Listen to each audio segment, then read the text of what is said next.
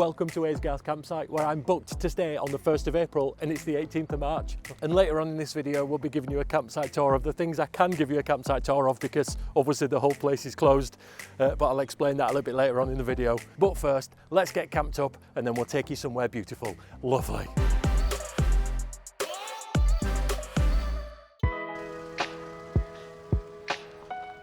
I arrived in the gorgeous sunshine, and because I had the pick of every pitch, I spent far too long choosing which one I wanted to park up in. Eventually picking my gravelly home for the night, I set the van up, had a pot noodle, grabbed my camera bag and headed off on a very, very short walk. This week it feels like spring has actually sprung, so I wanted to take full advantage of the weather and get some photographs for my portfolio. If you head towards the bottom of the campsite, there is a gap in the wall that leads you out to the road. Turn left here and head downhill.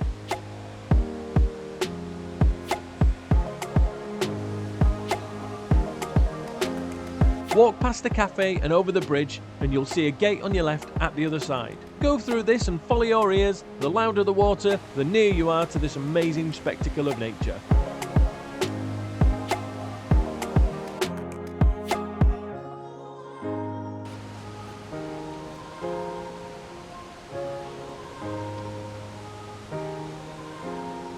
My first composition of the day, and I think I'm quite happy with it. I only say think because I've forgotten to bring my ND filter for the 70-200. Gutted. I've only got my polarizing filter, so we'll see how that comes out. Overdub call here. I have to put in, as video call forgot to explain. An ND filter, for those who don't know, is kind of like sunglasses for your camera, so you can take long exposure shots of water during the day and have it look like this instead of this. Hope that helps. Nice. I have brought a wide angle lens. I've got the Tamron 17-28, and that's got an ND filter on it. It's a variable ND, so I can make it super dark and get a better shot, hopefully. So let's get in a bit closer and see if we can get some more photographs. Nice! Despite not having the ND filter on for this lens, the shot came out sort of okay. The difference when using my ND filter in the next shot is night and day though, so keep watching to see what you think.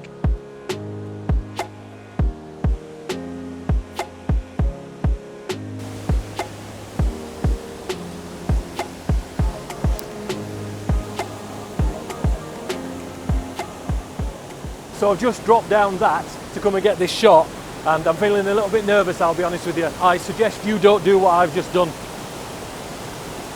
Unless the water's not as bad, obviously. But yeah, that would sweep you downstream and you'd be off.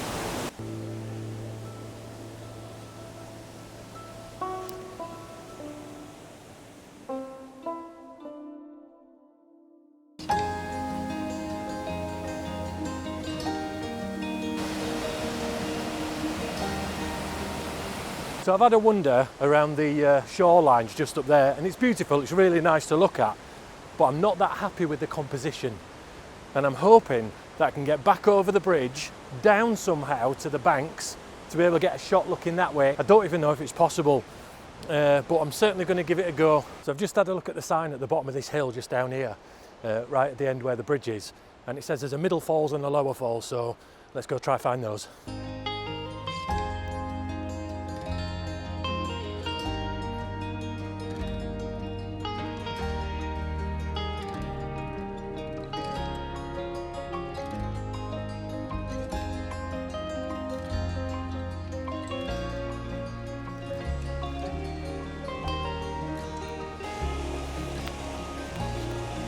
Don't twist your ankle, Cole. It's lovely and all, but there's no composition. Really awesome to look at, what a beautiful sight, but yeah, there's nothing to photograph here. So I think I'm going to carry on further down, see what's going on down there, see if I can get a long shot looking up. So I've tried coming off the trail a little bit, somewhere safe obviously, and there are just massive banks like that. And down at the bottom there, the water, because there's been so much rain, has flooded all the potential areas that I would have gone to photograph upstream, which is a bit rubbish. If any of you guys have photographed Aysgarth Falls, let me know where you took the photograph from, and I'll come back, 'cause it's not far from me. But yeah, so I think what the plan is really now, because I got here late, is to go back to the van, get some dinner on, and chill out, because this is a chill camp. I didn't really intend to do a lot of miles or a lot of walking on this one.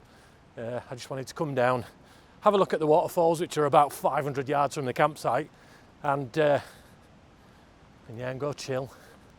Because sometimes camping's for chilling, isn't it? Nice.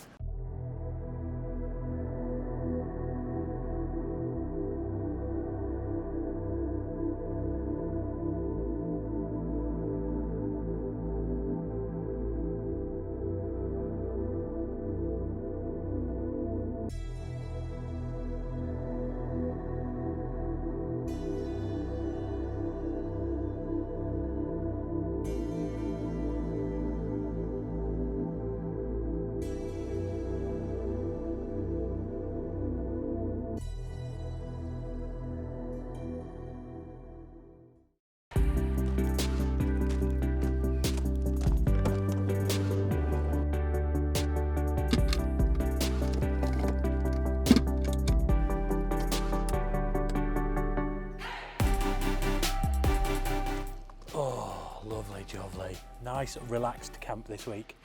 I said to myself, camp somewhere that you're within spitting distance of something beautiful. So that's exactly what I did. Now I love walking, don't get me wrong, but sometimes you just want to chill. And that's the whole point of having a van, I think. Doesn't matter what type of van you've got. It could be a builder's van with a mattress in the back.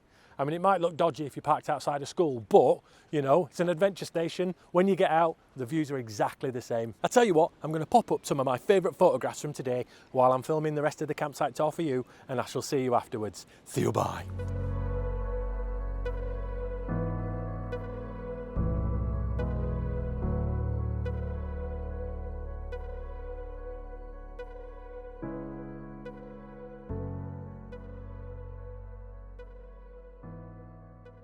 So that's the campsite tour filmed, done and dusted, and I've got this campsite completely to myself. The reason I got the campsite to myself is because I booked for the 1st of April, but arrived on the 18th of March. So I'd just like to thank the guys at Aysgarth campsite for letting me stay here tonight, even though it was my mistake. So if you're watching, thank you so much.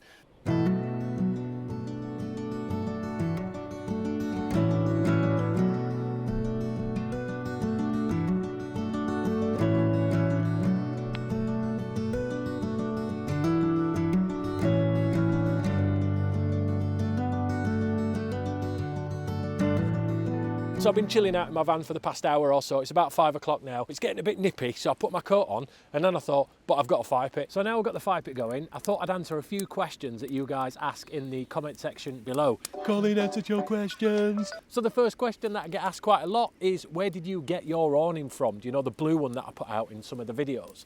That's from a company called Wild Earth, hashtag not sponsored, and I suggest actually that you go for the deluxe version. I didn't, because I'm a tight Yorkshire man. Go for the deluxe version because you get better poles with them, and I think they're telescopic poles, so yeah, a little bit of a tip there. But yeah, company called Wild Earth. They do all sorts of different colours and sizes and shapes and things like that. So go check them out. I'll put a link in the description below to them. Again, hashtag not sponsored. The next question that I get asked quite frequently is, why do you choose campsites over wild camping? Now, there's a couple of reasons for that. And firstly, I'm going to address the fact that in my head, wild camping is in a mini tent on the top of a fell in the middle of nowhere. So the first reason I am choosing to go to campsites at the moment is just because the videos are centred around showing you what campsites are out there that you might want to go visit and stuff like that, and then obviously showing you things in the local area that you could do or visit as and when you're at that campsite. The second reason is that I actually do like campsites. I like to meet people on campsites, look in other people's vans, watch other people set up their awnings, and have the luxury of having an electric hookup and a tap just up the road and a toilet and everything like that. I do like that. Don't get me wrong, I love wild camping. I love just being off grid, middle of nowhere, in my van, nice. But yeah, I like campsites for different reasons to wild camping. And the final question that I get asked quite a bit, and it's been asked quite a lot recently, is why am I using the gas hob over the induction hob? Again, there's a couple of reasons for that. The first one is I forget that I've got it and I could just use it. And I think after I've cooked, I could have just used the induction hob on their electric that I've already paid for rather than my gas. And the second reason is that the SQ Professional, sadly, doesn't work on the induction hob. Now, I know already what you're starting to type, which is you can get a plate that you can put on the induction hob that you can then put a pan on that's not induction hob compatible. I've got one of those. They're actually brilliant, but the SQ Professional is way too big for that plate. And I've tried it. It works all right with the Ridge Monkey. Works better with pans. where it's sat flat, but with the SQ Professional, every 2 minutes it's going error, not connected, and it don't really get up to heat. So if I'm cooking anything inside the SQ Professional, which I think is brilliant, by the way, hashtag not sponsored, I'll be cooking on it tonight, I won't use the induction hob. So I hope that answers a lot of your questions that you've been asking over the last couple of months. If you've got any questions that I've not yet answered yet, then please ask them down in the comment section and I'll add them to the list to add to a future video. And the fire pit's right in my face. Brilliant. Let's finish my beer and sit and chill, listen to nature and the waterfalls, and then it'll be dinner time. Oh,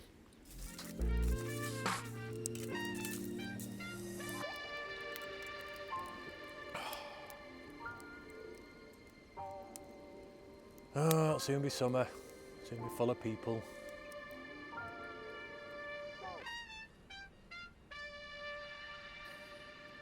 Wait a minute, I've got a campsite to myself. I think it's time to do some coal dancing.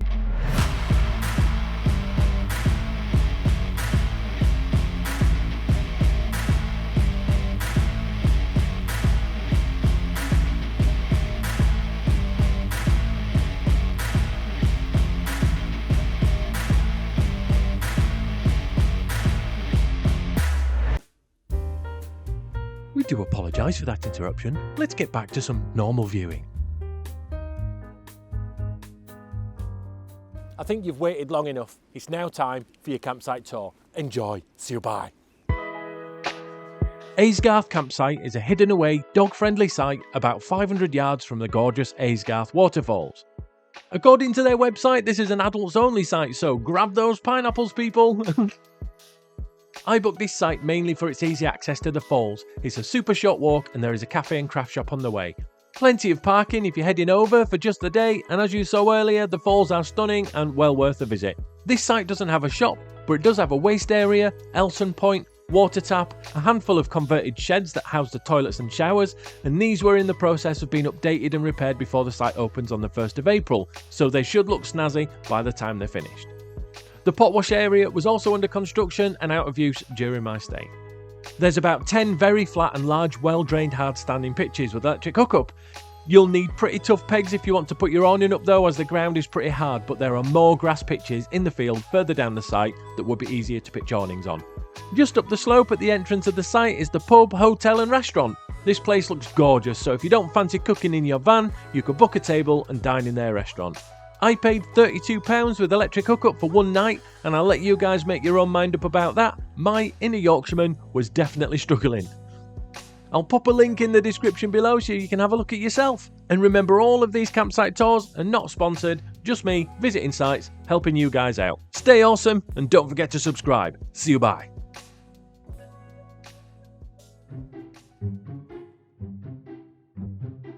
Every dad right now, oh, that's just about ready to cook on, is that? 3 pints in, I'm getting all philosophical, can't even say it. Making a curry, obviously. Why not? Quiff's not in though, he's not happy. There we go. The next question I get asked quite a lot is, why do you go? The next question that I get asked quite frequently is, why do you choose campsites? Let me just sort that out, otherwise it's gonna... There we go. And, oh, dust. Let's get chilled, and someone's looking at me. Oh, I'll tell you what, do it stood still, Cole. Do it stood still. Arm's really hurting. Need a lighter camera, or a cameraman. A cameraman would be nice. Oh, still on. Chick the corner. Actually don't know how I'm going to get up here.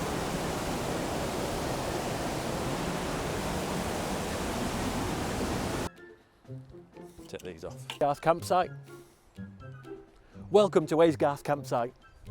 No. Tonight I am staying at Aysgarth campsite and I can't wait to show you around. No. Thankfully though, the